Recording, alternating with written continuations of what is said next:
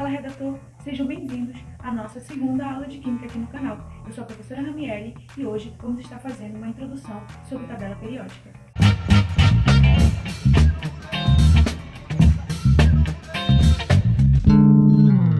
Bom, galera, antes de começarmos a nossa aula de tabela periódica, eu sempre trago uma pergunta para vocês refletirem sobre. Como a gente vai falar sobre tabela periódica, nada mais que importante a gente questionar de onde foi que surgiu a tabela periódica, como foi que ela surgiu.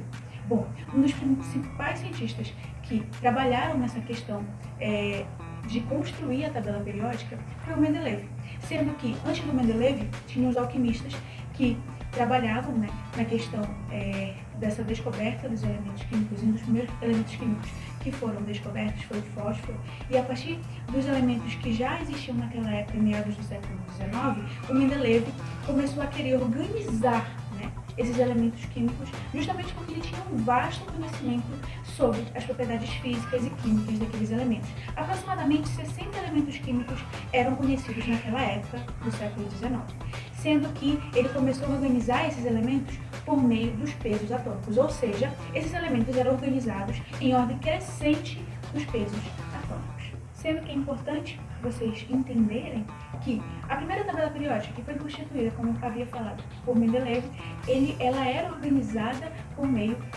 do peso atômico, a ordem crescente do peso atômico. Só que a tabela atual, a tabela que temos hoje, ela é organizada por meio do número atômico.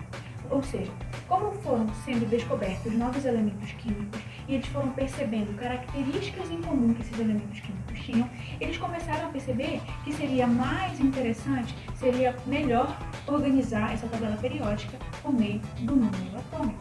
Sendo que, quando a gente percebe, quando a gente vai analisar elemento por elemento lá na tabela periódica, a gente vê que a tabela periódica ela vai te oferecer informações.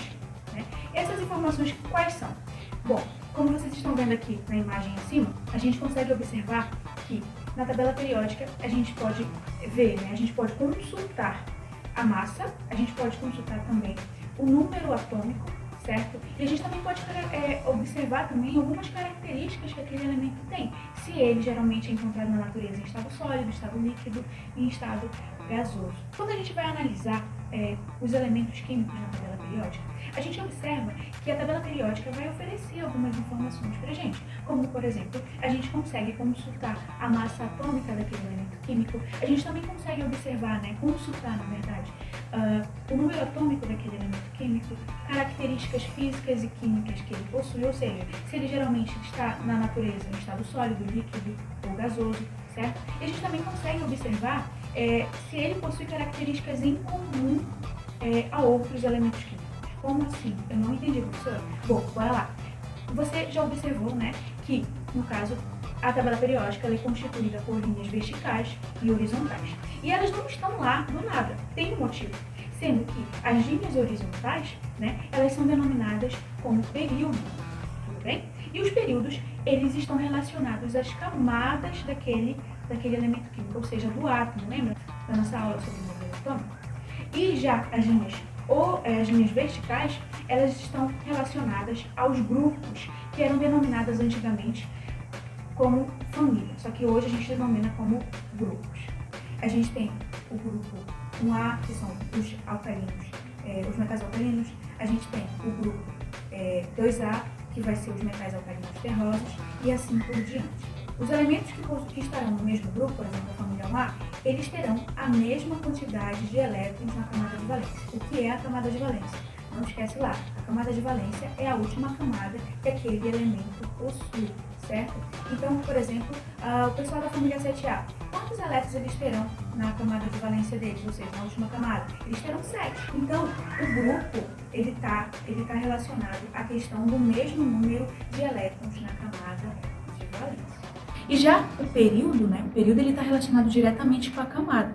Tá? Então, os elementos eles terão a mesma quantidade de camadas. Por exemplo, elementos que estão situados no período 6, digamos assim, ele tem 6 camadas. Também tem outra divisão, que seria a divisão dos metais, que eram denominados como metais, o hidrogênio, os gases nobres, os metais de transição interno e externo. Sendo que os elementos que são metais, eles têm características em comum.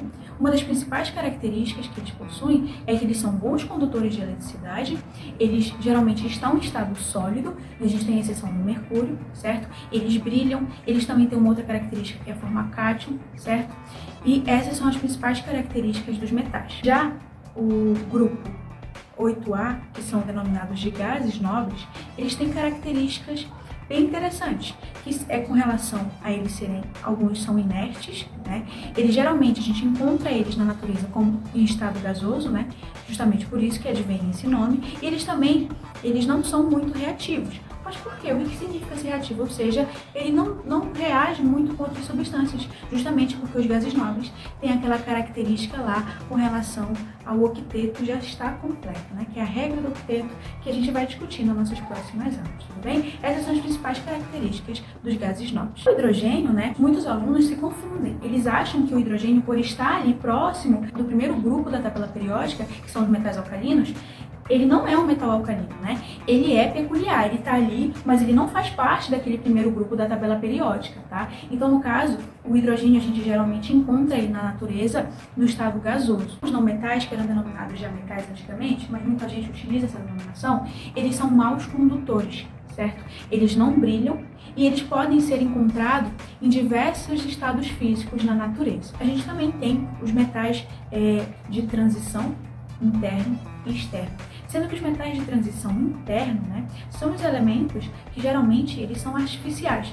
Eles geralmente têm o orbital D, né, que o orbital D consegue comportar 10 elétrons, e o orbital F ocupado, tá, geralmente. E a gente também tem os metais de transição externa, que geralmente é aqueles metais que estão lá naquela faixa externa da tabela periódica, acho que vocês já conseguiram observar, que são os denominados actinídeos e os lantanídeos. Provavelmente vocês já ouviram falar também. Eles geralmente são elementos artificiais. A gente também tem os metais representativos, que são no caso da família 1A, 2A, e eles geralmente têm os orbitais S e P ocupados, sendo que o S consegue suportar 2 elétrons e o P consegue suportar 6 elétrons, tudo bem? A gente ainda vai ter uma aula sobre o orbital e eu vou estar falando mais especificamente sobre eles. Galera, por hoje é só. Hoje a gente fez uma introdução sobre tabela periódica, mas vamos continuar esse assunto na semana que vem, tudo bem? Não esquece, dá um like aqui no nosso vídeo, tá?